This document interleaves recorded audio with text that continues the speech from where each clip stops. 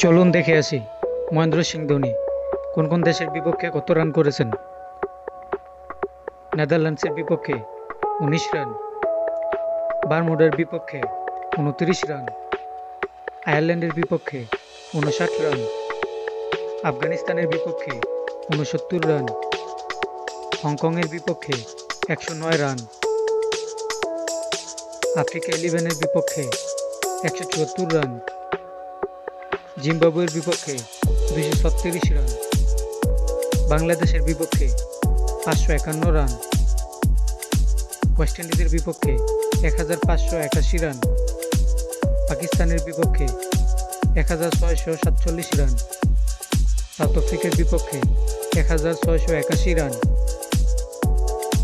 নিউজিল্যান্ডের বিপক্ষে ১৭৬২ রান, অস্ট্রেলিয়ার বিপক্ষে ২৯৬৩ রান, ইংল্যান্ডের বিপক্ষে ২৯৯৯ রান, শ্রীলঙ্কার বিপক্ষে ৩০৮৭ রান।